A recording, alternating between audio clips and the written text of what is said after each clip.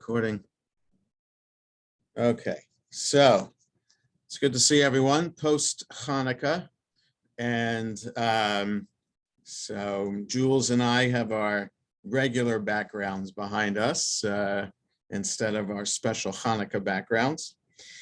Our portion this week is VaYigash. We're nearing the end of the book of Genesis. And just one more person coming in, and then we'll recite the blessing. Okay. Again, the portion is VaYigash in the Eitz, oh, I can't see it. In the Eitz Chaim. One more person coming in. One second here. Hi, Sylvia, good to see you. And there's Paul. Okay, so in the Eitz Chaim, we're on page 274. Whatever edition of Chumash you're using, you're looking for VaYigash, Genesis chapter 44, beginning with verse 18. One more person coming in. So, okay, again, we're VaYigash, Genesis 44, chapter 44, verse 18, 274 in the Eitz Chaim. Baruch atah Adonai Eloheinu melech haolam asher kitshanu b'mitzvotav v'tzivanu la'asok b'divrei Torah. So the Torah portion this week, well, I guess what I want to say about it is that Genesis is essentially, of the books of the Torah, mostly narrative in form. In other words, when we think of the Torah, we would, if I ask you what words come to mind when I say Torah, one of the things certainly would be teachings, would be law, ethical, moral principles, things like that. So Genesis kind of bucks that norm of what we think of when we think of Torah, because Genesis is essentially stories from which we're learning ethical, moral lessons. But it's not like the book of Leviticus, in which we're just presented with commandment after commandment and rules and regulations, things like that. So since it is narrative, then unlike the other stories in the book of Genesis, this one is more of a plot twist and more of a story that kind of keeps our attention. So much so that after last week's portion, we're kind of left with a cliffhanger. So if we just turn back for a moment to the end of last week's portion, Mikates, to page 270, or actually 269, 269 verse 14, chapter 44, verse 14, when Judah and his brothers re-entered the house of Joseph, who was still there, they threw themselves on the ground before him. Joseph said to them, "What is this deed that you have done?" Right? Joseph was the one who instructed his servants to hide his cup, his goblet, in Benjamin's sack of food. Right? Each of his brothers got a sack of food to take home, and Joseph, to play a trick on them, hides his goblet in Benjamin's sack. So Joseph said to them, "What is this deed that you have done? Do you not know that a man like me practices divination? Right? I need my goblet." Judah replied, "What can we say to my Lord? How can we plead? How can we prove our innocence? God has uncovered the crime of your servants. Here we are then, slaves of my Lord, the rest of us, as much as he in whose possession the goblet was found." But he replied, "Far be it from me to act thus. Only he in whose possession the goblet was found shall be my slave. The rest of you go back in peace to your father." So Mikates is ending Joseph saying, I'm going to keep Benjamin here. The rest of you can go home. And now we wonder, of course, we've read the story many times. We know how it goes, but still we're left in limbo. What's going to happen? What is, how is Benjamin going to be saved from Joseph? Will the brothers and Joseph reconcile, etc., etc.? So here we are, the beginning of this week's portion on 274. So I want to read, I hope we'll get through the rest of chapter 44, up to chapter 45. Just want to read Judah's speech, point out some things about the Hebrew, and also we'll look at the commentary down below. VaYigash elav Yehuda. Judah approached him. Okay, so it says here in the English, went up to him, but approached him, came close. Judah came close. Is that the appropriate thing to do? Should a lowly person from Canaan really get so close to the second in command in all of Egypt? Is that an appropriate thing to do? Did he breach protocol there? We don't know, but getting close, that's what we're supposed to, what we're supposed to think about in with the use of that word. It wasn't just Judah said. Judah approached, and then Vayomer bi Adoni, he said, look at me, Lord, or it said it just simply translated, please, my Lord, but it's more than that. Bi Adoni, it's me, Lord, something like that. It's on me, Lord. Yedaber na avdecha davar ba'oznei Adoni. Let your servant please speak a word in the ears of my Lord. So a very formal, poetic way of saying, please let me talk, O Lord, my Lord. So Yedaber na avdecha. If it pleases, if it pleases you, that's the na. Na is biblical for please. In modern Hebrew, we'd say bavakasha, but in biblical Hebrew, we say na. So Yedaber na. If it pleases, let me speak. Your servant, let me speak. Davar, a word. Ba'oznei Adoni, in the ears of my Lord, in the presence of my Lord. Va'al yichar apcha ba'avdecha, and don't get angry at your servant. So that, in other words, yichar apcha is the biblical way of saying, don't let your nose be twisted. Don't let it turn red. That af is nose. Yichar af is your no. The nose should get angry.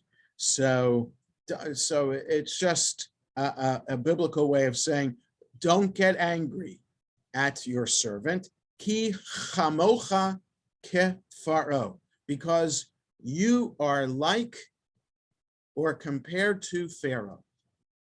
What does that mean? So doesn't Pharaoh get angry? Why shouldn't Joseph get angry? Please don't let your anger get the better of you. Please don't take out your anger on your servant. Please let me say something. Ki chamocha kefaro, because you are the equal of Pharaoh. So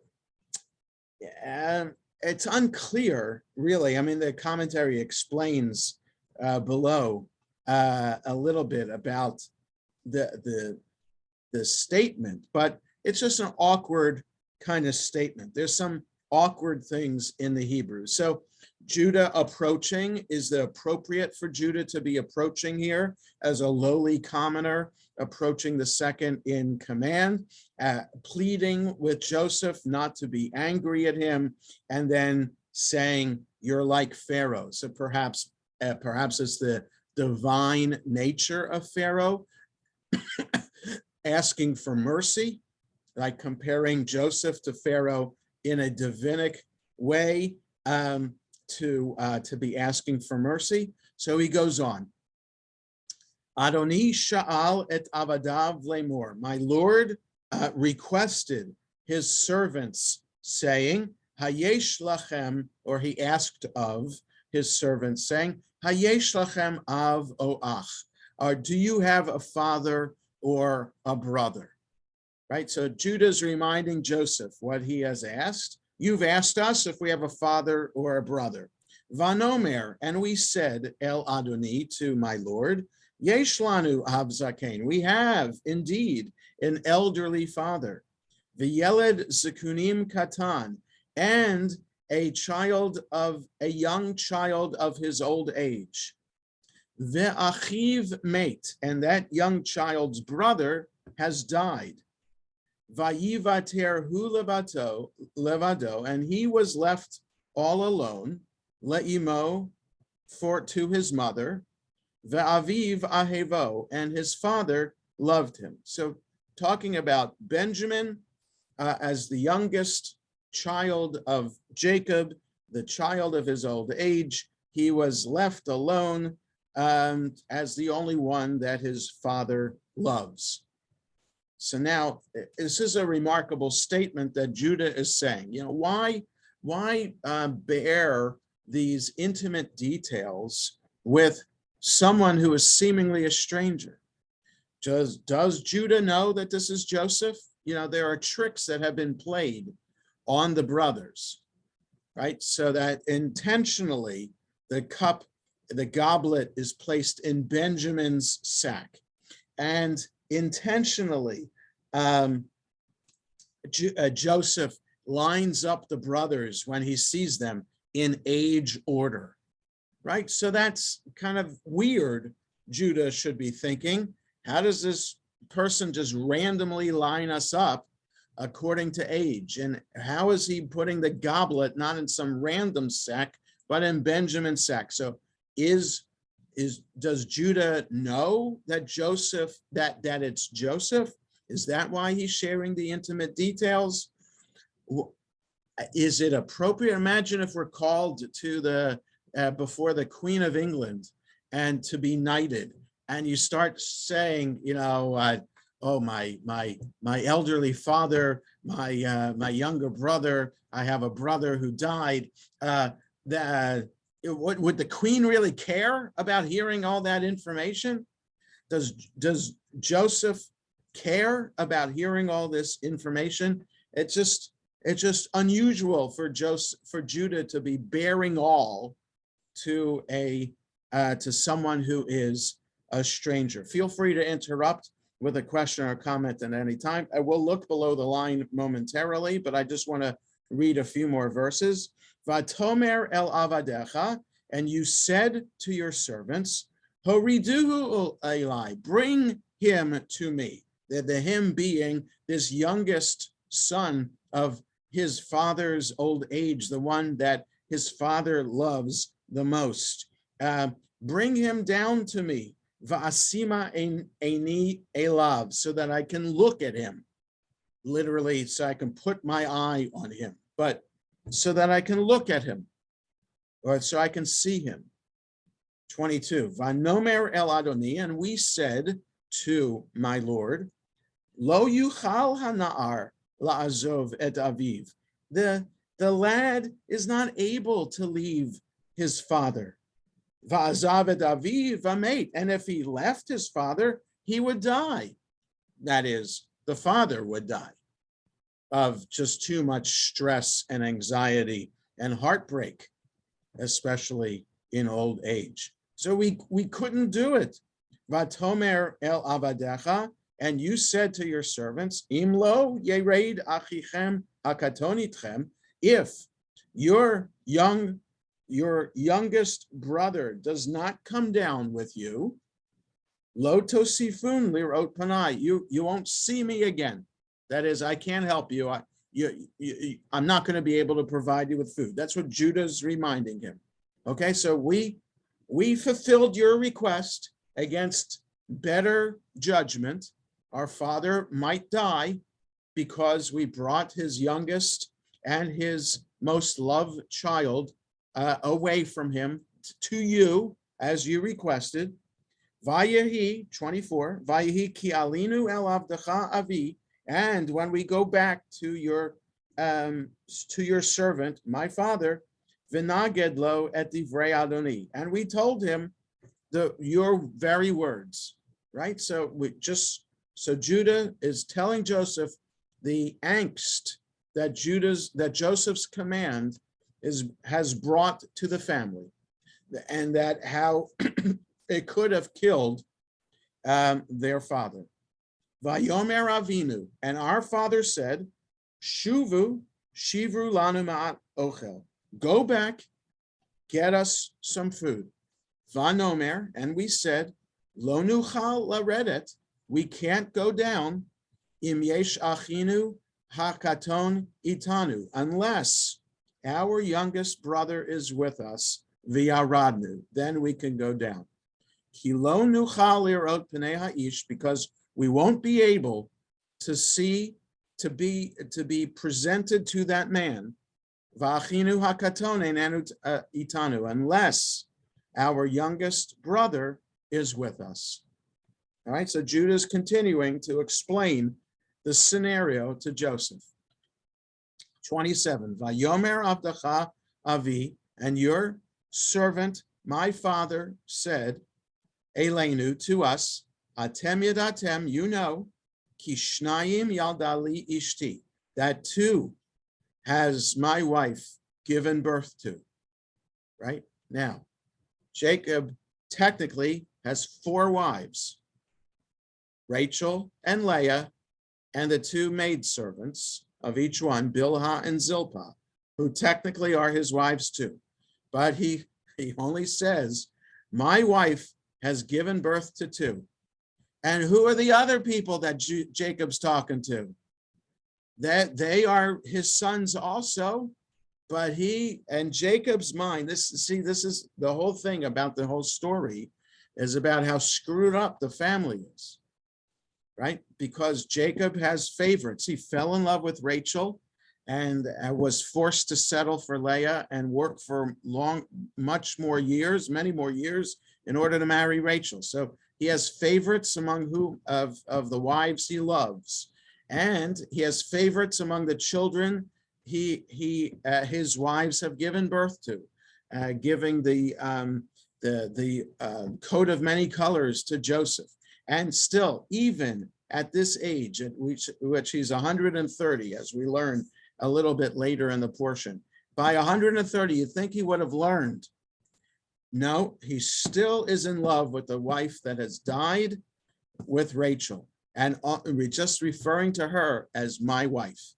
Kishnayim yaldali ishti. My wife has given birth to 2. Now, to be fair, we could say that the story is only about Joseph and Benjamin, so that the wife that gives birth to the 2 of them is just that wife that he's talking about. But it's vague how it's written here. So one can read this as Jacob still professing the favoritism and most love to Rachel. My wife has given birth to 2. 28, Vayetse ha'echad ma'iti, one has left me. Va'omar, and I said, Ach tarof taraf, he was torn apart by a wild animal. Velo re'itiv adhena, and I haven't seen him since. Ulakachtem gam et zeh me'im panai, and now you're going to take this one also from me. V'karahu ason. What happens if an accident befalls him, some tragedy befalls him? V'horadetem et sevati bera'ah she'ola. You will have caused my white head to go down to Sheol in sorrow. So on buses in Israel, you will see in the front of the bus on the window, Mipnei Seva Takum. On the metro here in Washington, please reserve this seat for the handicapped or the elderly. In Israel, it's a statement from rabbinic literature, mipnei seva takum. Get up in the face of the white head. Okay, so in other words, in rabbinically saying, make room for, allow an older person to have your seat. Okay, so buses in Israel, at least I know about buses in Jerusalem. So I haven't been on a bus in a while, but I know that in the like in the first row seat, that's that. And in the window next to the first row seat, you'll see this statement there. So the seva comes right here from this word here in the Torah, and that's why it's translated as white head.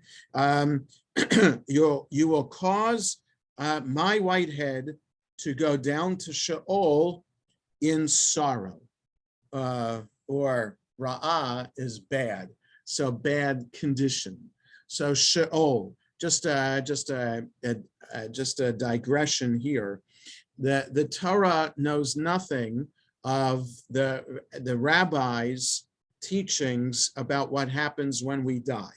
So for the rabbis, there is Olam Haba, the next world, where our soul will reside if we have been good people, or at least repented on the day of our death of all our sins. Then our soul will reside in Olam Haba, waiting there until the Messiah comes, when miraculously resurrection will occur and soul will be reunited with body. If soul doesn't make it to Olam Haba, the other place is Gehenna, or Gehinom, which is based on the valley of Hinnom on one side of the old city of Jerusalem, where in ancient times and biblical times, child sacrifices would take place. So it was a place of evil, abomination, and so Gehinom is this place, the alternative place to where, to Olam Haba. Dante's 7 layers, Dante's Inferno, 7 layers of hell, are all a Christian creation. What I'm describing is more the Jewish idea, which there's not much more to it than that. I mean, the rabbis do expound upon midrashically what Gehenna is like and what Olam Haba is like. And so there's a classic midrash where someone wants to see the difference between Gehenna and Olam Haba, and he's brought before a room which has banquet tables laid out, people with delicious food and drink on the tables, and people all around with pipes on their arms, and so that their arms are locked in front of them. They can't bend, they can't feed themselves. So there's all this delicious food and people around the tables are going hungry.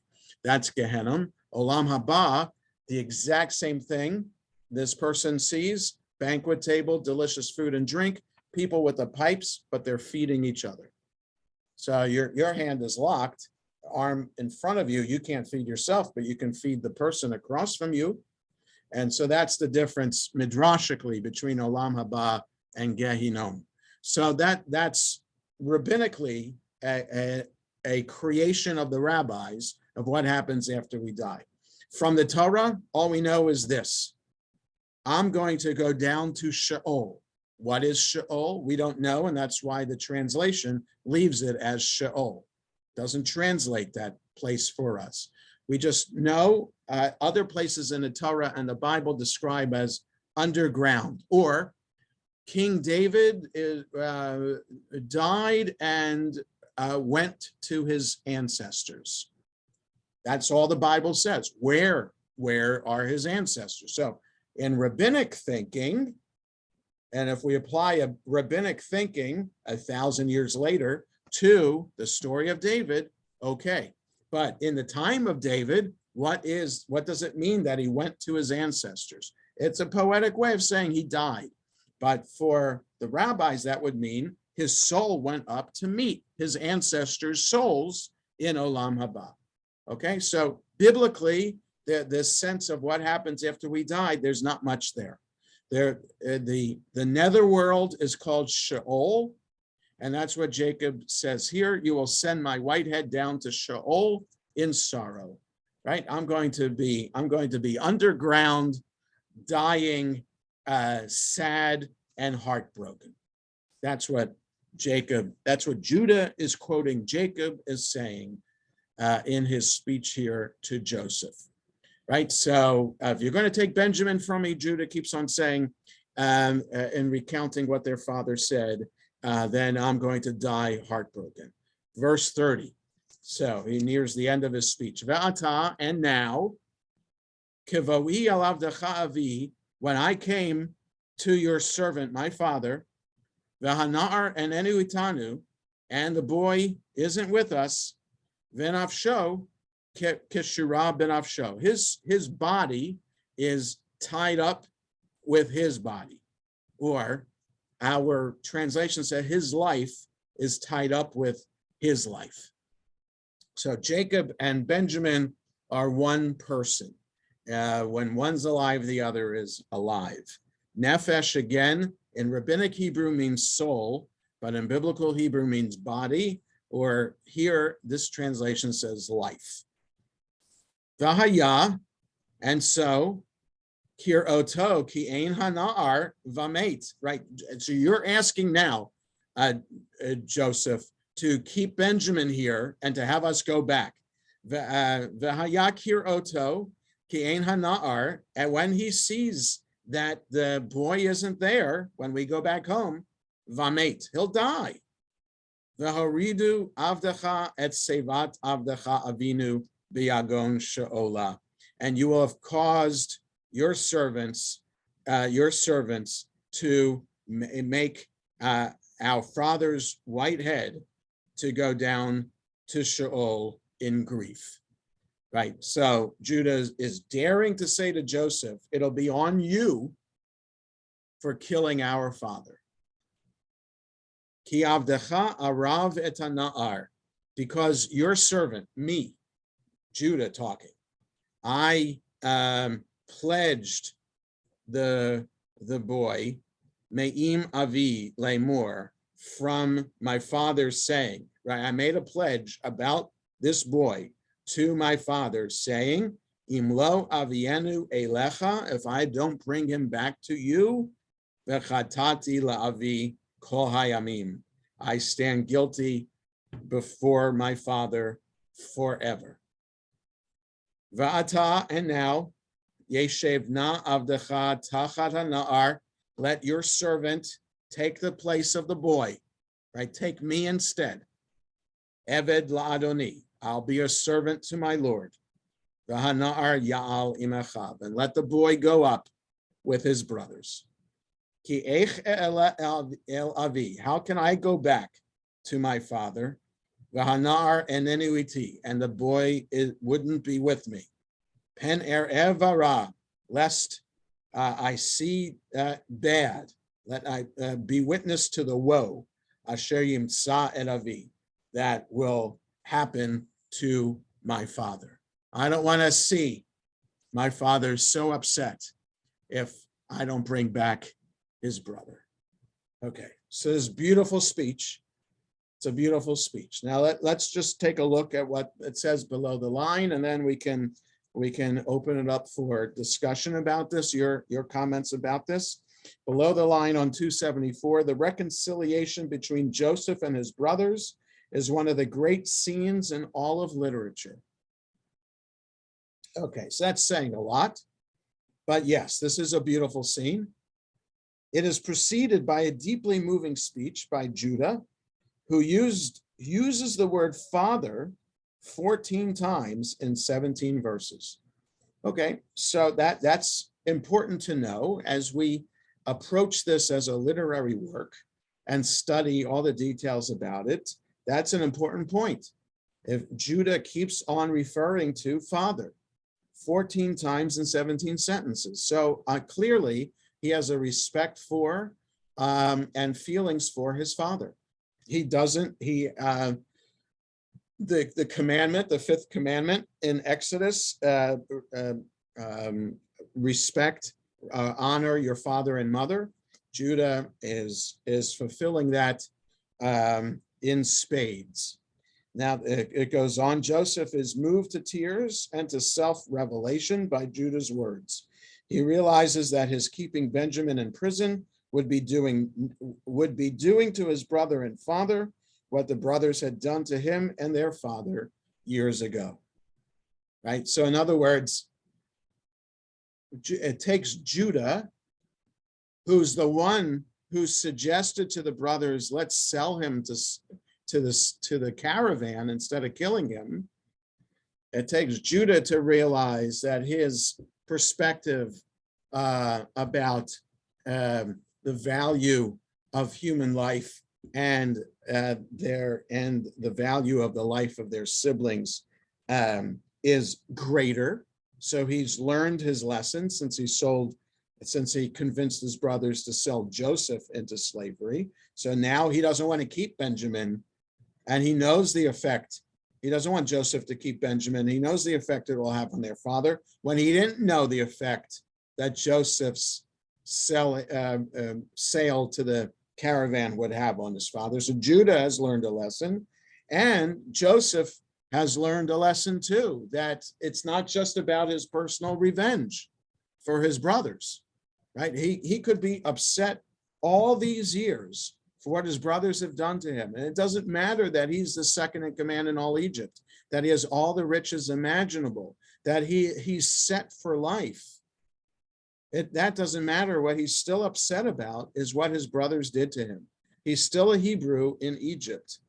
As we've seen before, that he had to eat separately and his brothers are eating separately, because the narrator's note was Egyptians can't sit at the same table as Hebrews.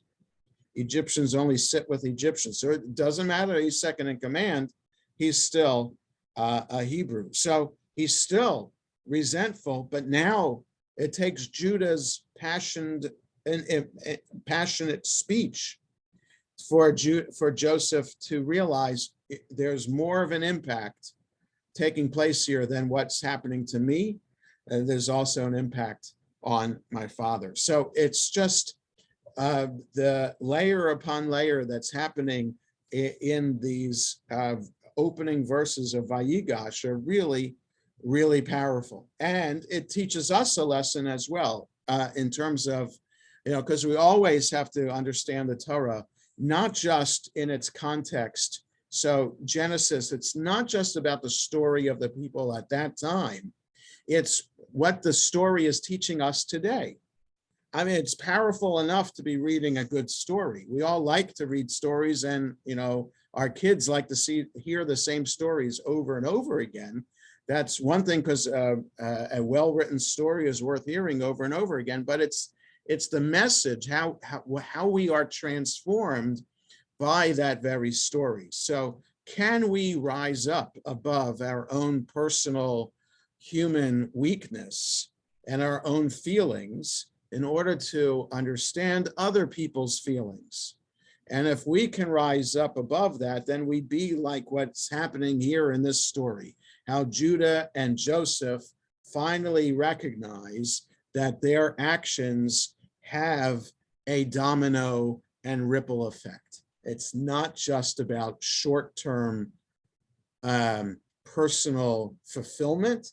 It's about how that particular action will have an impact on other people. So that's something that we rarely think about when we act. And in our relationship to our loved ones, often the heat of the moment will determine how we respond. But ideally, we should step back before we respond and think about the repercussions before we even do something. And we all know how difficult that is, if not impossible to do. But here, the story is laid out for us in the Torah of how here is another opportunity when people could be acting just in the moment and people are changing. Both Judah and how he recognizes he needs to be the pledge for his brother Benjamin, and Joseph recognizing that he can't play this game anymore. Enough with the games. Now let's reconcile. Any thoughts or comments before we go on?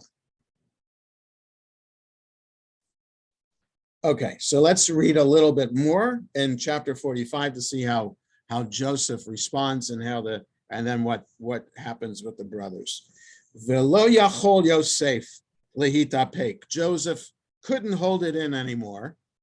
L'chol hanitzavim alav, for everybody standing in front of him. VaYikra, and he called out, Hotziu kol ish me'alai. Everybody get out. V'lo amad ishito, nobody was standing with him. V'hit vada Yosef elachav, when Joseph was with his brothers. Right, so Joseph told everybody with him, get out. I want to be here by myself with these people. So I can imagine these brothers, Judah and his brothers are there.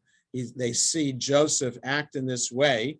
Who knows if he's talking in Egyptian to his staff. And so the brothers can't understand him, but then they see everybody leave. So now they're probably thinking we're in for it. Vayitena kolo bivachi. And then he starts crying loudly. And that's how his cries are being heard. So the voice, his cry is voiced, or his crying is being voiced. So in other words, you can cry silently with just tears coming down your face, but you can be like that. So he's crying, making noise at the same time. So he couldn't hold it in, and it's just making noise as he's crying. Vayishma'u Mitzrayim, Vayishma Beit Paro. All of Egypt is hearing Joseph cry, even the house of Pharaoh. Vayomer, right? So in other words, all his courtiers have left the room, but the gossip mongers are still there and spreading the word. Joseph's crying. Can you imagine that? Joseph's crying. And they spread the word throughout the palace, even to Joseph. And so then everybody in Egypt hears, and in the marketplace, and it goes, Joseph's crying in front of these people. Vayomer Yosef el achav ani Yosef. Joseph says to his brothers, I am Joseph. Ha'od avi chai. Is my father still alive? V'lo yachlu echav la'anot oto. His brothers couldn't respond to him. Ki nivhalu mipanav, because they were dumbstruck. Best way to translate that. It says dumbfounded. They were just like unbelievably in shock. They were speechless. So what do we make? This is the first words Joseph is saying directly to his brothers, presumably in Hebrew. He hasn't spoken to them in Hebrew before. He's spoken to them Egyptian through an interpreter, we imagine. Now nobody else is in the room. It's just him and his brothers. And he says, I am Joseph. Is my father still alive? What kind of thing is that to say? You just heard that your father is still alive. I am Joseph. It's good to see you. Or I am Joseph. Sorry for playing these games with you. Or I am Joseph. Let's sit down and eat. I am Joseph. Let's make amends. I am Joseph. My father's still alive. What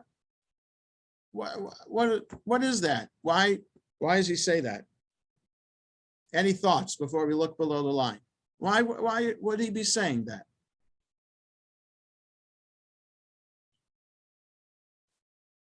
Well, take a look below the line on 276. Is my father still well? That's how they translate it. It's a ha'od avi chai, means, is my father still alive? That's what it literally means. Is my father still well? Is my father still alive? Why had Joseph not communicated with his father during his years of authority in Egypt? So the commentary doesn't answer the question why he's asking this question. It's rather raising the point, well, Joseph, you're second in command in Egypt. You have the power now. You're not a prisoner. You have the freedom to contact whoever you want. Why didn't you send word to your father, if you really cared about him, years before, to say that you're okay?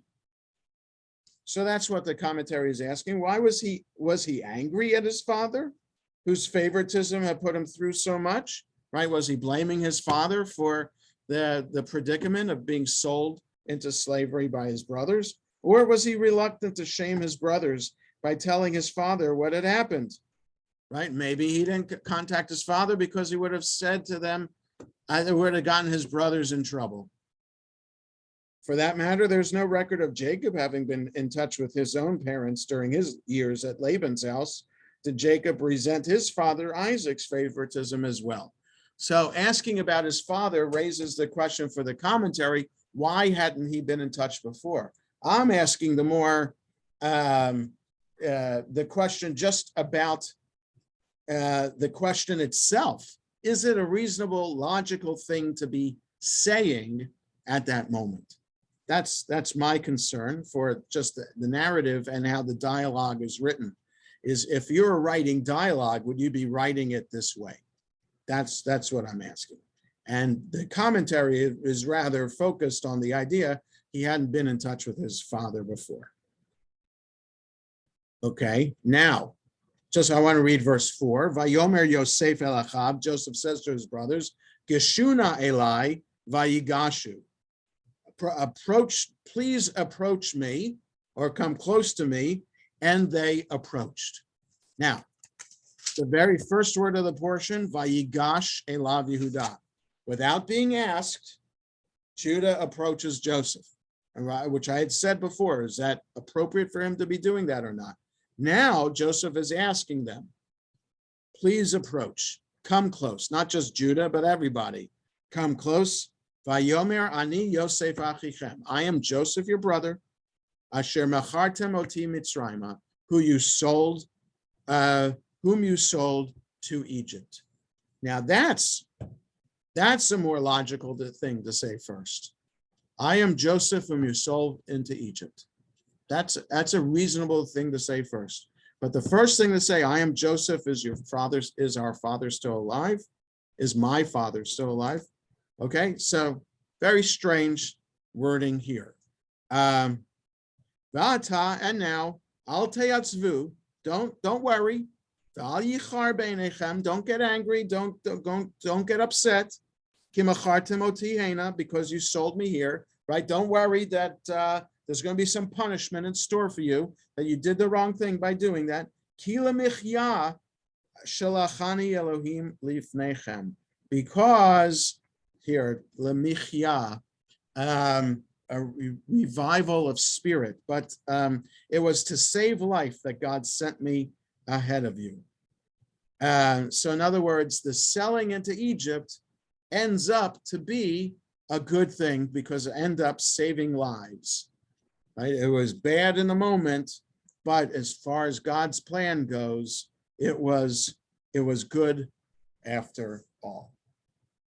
So it's a quarter of, and it's approaching a quarter of, and I have a Zoom meeting at 12 o'clock to get ready for. So I want to stop here for today. I just wanted to spend some time going through these verses very carefully, just for us to get a sense of the psychology going on here. And it's important that the Torah, 3,000-year-old document, how psychologically attuned it was, and how meaningful it is from 3,000 years ago, even to today, in terms of how brothers react to one another, how parents treat children, or perhaps show favoritism to children, and just the impact relationships have on families. So, any thoughts or comments before we conclude? Well, I would raise the question, why do the rabbis consider him Yosef HaTzadik? Yeah, right. His righteousness is open to question. It's a question that is asking. It's all of these, the patriarchs and Jacob, Abraham, Isaac, and Jacob, Sarah, Rebecca, Rachel, and Leah are all flawed characters. And we can wonder, well, not necessarily. Well, yes, Rebecca, when we first meet Rebecca, she's not flawed at all. She's a compassionate, kind woman, but she's the one who inspires Jacob to dress up as Esau. So all of them are flawed characters, yet they are held to high esteem by the rabbis. And any kind of flaws are whitewashed throughout the Midrash, because for the rabbis, if they're going to be the patriarchs and matriarchs of our tradition, then they have to be perfect, and we have to wash it all away in a way that will teach that they knew what they were doing and it was all part of God's plan. So I think, so that's how the rabbis wanted to teach it, but I think it's a more effective lesson today in modern times, that to teach that wouldn't it be better for us to rise above our mistakes and rise above our imperfections? First, we need to recognize our imperfections. We need to do all we can to fix them and to rise above them. And that perhaps that's what we're supposed to learn from the story, so that Joseph could end up being the tzaddik, but not necessarily considered a tzaddik all the time. And the same with the others too. All of them rise above their mistakes. And even if you keep reading in the portion, how Jacob introduces himself to Pharaoh is a bizarre thing too. The years of my life have been few in number. He's 130. The years of my life have been few in number. So perhaps a way for Jacob to recognize too how sad his life was, and perhaps some of that could be his fault because of mistakes that he made. All right, have a good day, everybody. And we'll meet again next week, and then we'll be off for a week during Christmas break. So we'll see you all again next week. Thank you. Thank you.